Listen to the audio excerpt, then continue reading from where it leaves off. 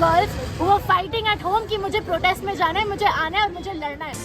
The young India just wants freedom of women कि वो उन्हें डर ना लगे जब वो रास्ते में निकले रात को। Even doctors, police officers, working women, we just want safety। हम अगर अपने ही देश के लोगों से ये एक्सपेक्ट नहीं कर सकते तो हम किसी से भी एक्सपेक्ट नहीं कर सकते ये सेम चीज। We want safety in our own homes, we want safety in our streets, but people don't seem to understand that। धर्म से कुछ रिलेटेड नहीं है, किसी भी धर्म की लड़की के साथ हो सकता है, किसी भी धर्म के लड़के के साथ।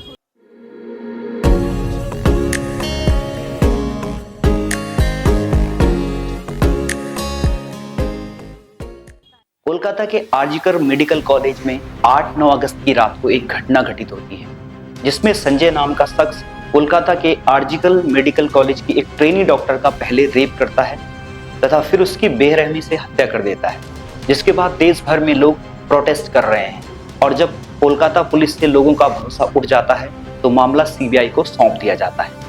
एक ऐसा ही मामला उत्तराखंड के रुद्रपुर का भी है, जो उसी 8 तारीख का है, जिस 8 तारीख की रात को कोलकाता में इतना बड़ा हादसा होता है। रुद्रपुर, जहां 33 वर्ष की एक नर्स जो 30 जुलाई की शाम को जिम से घर आते वक्त लापता हो जाती है। 8 अगस्त को युवती का शव डिबडिबा क्षेत्र में मिला। जांच में पता चला कि बरेली निवासी मजदूर ने पहले महिला का पीछा किया, उसके बाद महिला का रेप करके उसकी हत्या कर दी, जिसे कि पुलिस द्वारा जोधपुर में गिरफ्तार कर दिया गया। देश की सबसे बड़ी दरिंदगी आपको याद होगी जब 2012 में 16 दिसंबर की रात को एक लड़की का 5 युवकों द्वारा चलती बस में रेप किया गया था तथा उस चलती बस से उसे फेंक दिया गया था, जिसके कुछ दिनों बाद लड़की की मौत हो गई, जिसमें आरोपी को पूरे 8 साल बाद 20 मार्च 2020 को फांसी दी गई, जिसमें राम सिंह नाम के आरोपी ने जेल में आत्महत्या कर दी थी तथा मोहम्मद अफरोज नाम के आरोपी के नाबालिग होने पर उसे बाल सुधार गृह में भेज दिया गया था। तो सवाल आता है, भारत में बढ़ते रेप के कारण क्या है?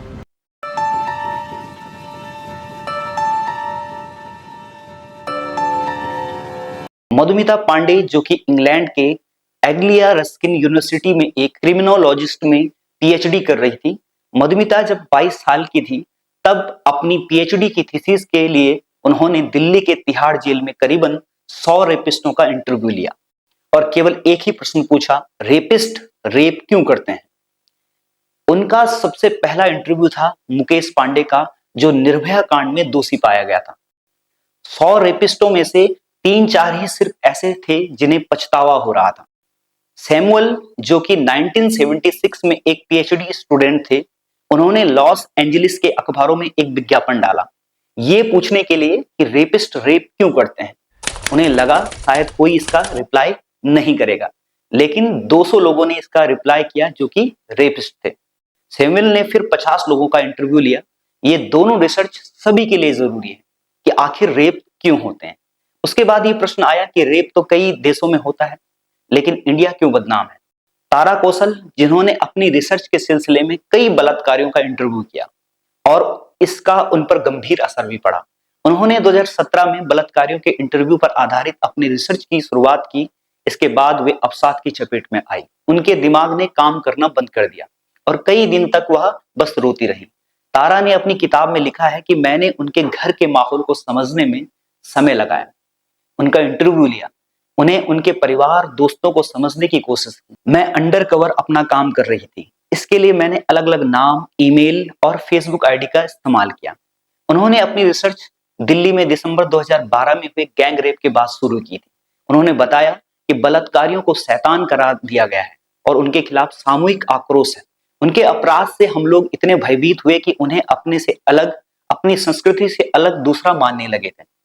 आखिर बात करेंगे एक रेपिस्ट की साइकोलॉजी के बारे में। कुछ इंफॉर्मेशन तो आपको शॉक भी कर सकती हैं कि आखिर दूसरे देशों के मुकाबले इंडिया की इतनी बुरी कंडीशन क्यों है। अकॉर्डिंग टू वर्ल्ड बैंक, पूरे विश्व की 30% महिलाएं किसी न किसी तरह से सेक्सुअल वायलेंस फेस करती हैं।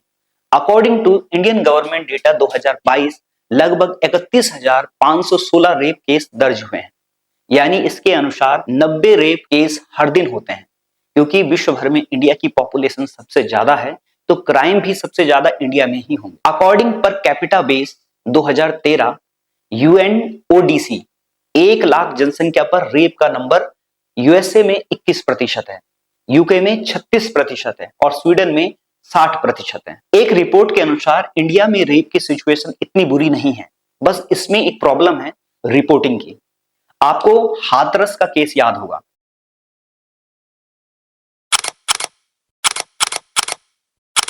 रेप के कुछ घंटों बाद विक्टिम ने रेप पर स्टेटमेंट दर्ज कराने की कोशिश की थी, जिसमें महिला ने बताया कि रवि और संदीप नाम के 2 युवकों ने उसके साथ रेप किया, लेकिन हैरानी की बात यह थी कि पुलिस ने स्टेटमेंट दर्ज नहीं किया। According to foreigner police officer, police ने ना तो रिपोर्ट दर्ज की, ना ही ये दर्ज किया कि विक्टिम ने क्या कहने की कोशिश की। According to National Crime Record Bureau data from 2015, about 85% sexual violence cases in India are unreported. 85% जो कि बहुत ज्यादा परसेंट है, जिसके कई कारण हैं। विक्टिम की लीगल सिस्टम पर विश्वास न होना, विक्टिम पर प्रेशर डाला जाता है रिपोर्ट न करने का। विदेशों में रेप का रेट ज्यादा है क्योंकि विदेशों में लीगल सिस्टम अच्छा है, वहां लोगों को भरोसा है कि उनके साथ न्याय हो जाएगा। वहां लगभग सभी क्राइम की रिपोर्टिंग हो जाती है। बात करेंगे रेप की डेफिनेशन की, तो हर देश में उसकी डेफिनेशन अलग अलग है। इंडिया के अनुसार unlawful sexual intercourse against with and without the consent of women. 16 साल से कम उम्र होने पर रेप माना जाए, भले ही दोनों की रजामंदी हो। ब्लैकमेल या धमकी देकर संबंध बनाना, ऐसी महिला से संबंध बनाना जिसकी मानसिक स्थिति ठीक न हो। बात करेंगे अन्य देशों की, तो यूरोपियन देशों में यदि विवाहित जोड़ी के बीच सहमति के बिना यौन संबंध बनता है तो इसे भी रेप माना जाता है, लेकिन भारत में वैवाहिक रेप मान्य नहीं है।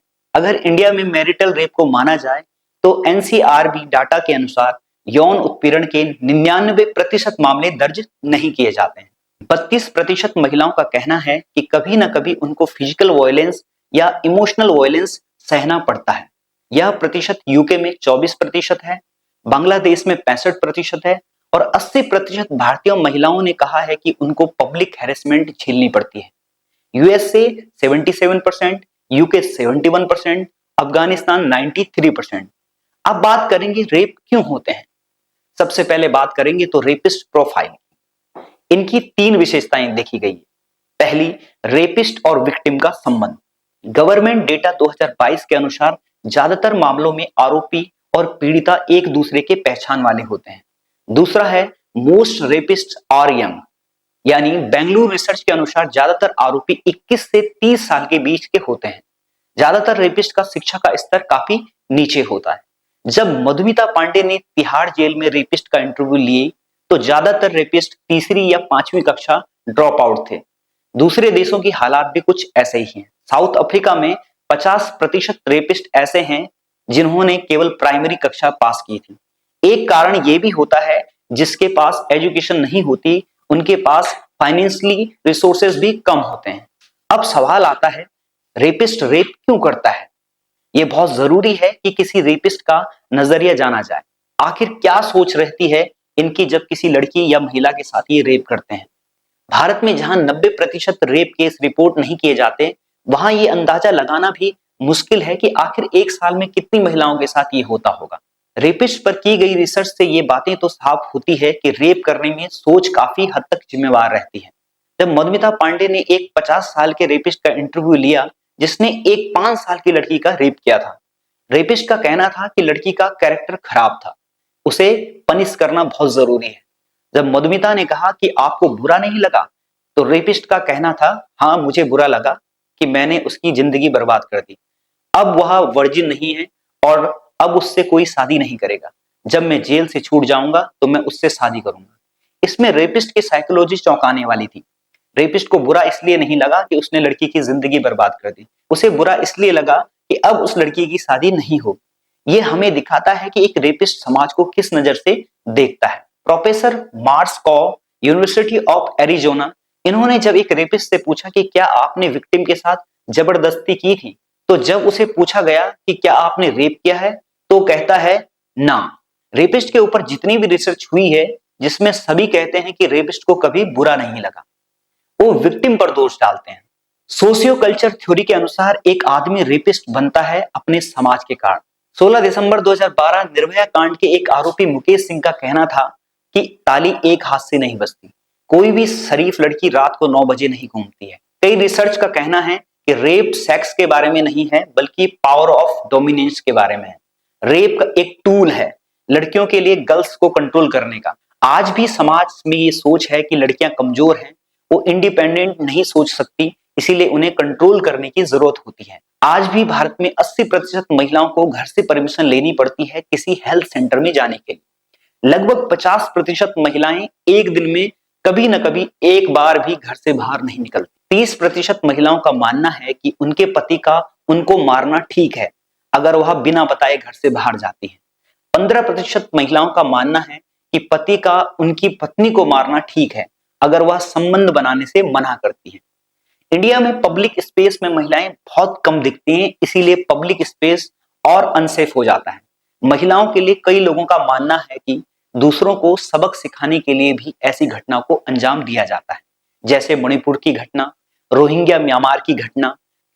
सभी चाहते हैं कि मेल और फीमेल में इक्वल राइट हो, लेकिन 90% आज भी मानते हैं कि पत्नी को अपने पति की बात माननी चाहिए।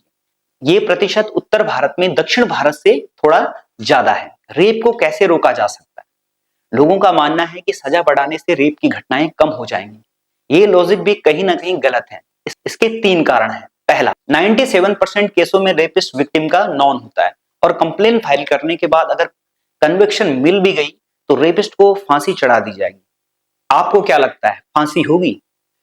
एडवोकेट विंद्रा ग्रोवर ने कहा है कि कई बार लड़कियों पर दबाव डाला जाता है कि अगर उन्होंने रेप केस को फाइल कर दिया तो उनकी जिंदगी बर्बाद हो जाएगी। ये सोचने की बात है कि सजा बढ़ाने से प्रेशर भी बढ़ जाएगा लड़की पर। कुछ एक्टिविस्ट का कहना है कि अगर सजा बढ़ा दी जाए तो उल्टा इंटेंशन बढ़ जाती है रेपिस्ट के लिए कि वो विक्टिम को मार दे। अगर छोड़ देता है तो लड़की रिपोर्ट कर देगी और मृत्युदंड मिल सकता है, इसलिए वह उसे मार देता है। इनफैक्ट 141 कंट्रीज के एविडेंस में दिखाया गया है कि कैपिटल पनिशमेंट हटाकर रेप के केस बढ़े नहीं बल्कि घटे हैं। लड़की के छोटे कपड़े पहनना, रात को बाहर ना निकलना एक शॉर्ट टर्म सॉल्यूशन हो सकता है। लॉन्ग टर्म सॉल्यूशन तभी होगा जब हमारी सोसाइटी में बिलीव बदलेंगे। कई बार फेक रेप केस भी देखने को मिलते हैं जिसमें कई बार बेगुनाह को भी सजा भुगतनी पड़ती है। एनसीआरबी डेटा 2022 में 45,000 रेप केस थे। कन्विक्शन रेट था 27%। 75% केस में कोई कन्विक्शन नहीं था। रीजन लड़की पर दबाव बनाया जाता है जिसके कारण वो स्टेटमेंट बदल देती है। कई बार रेप केसेस फेक होते हैं जिससे कहीं ना कहीं भरोसा करना मुश्किल हो जाता है और जो सच में पीड़ित होता है उसे न्याय नहीं मिल पाता है। अब वक्त है न्याय व्यवस्था को और भी सुदृढ़ और सशक्त बनाने का और समाज में वास्तविक शिक्षा को स्प्रेड करने का। अपनी राय कमेंट बॉक्स में जरूर लिखें। तब तक के लिए नमस्कार।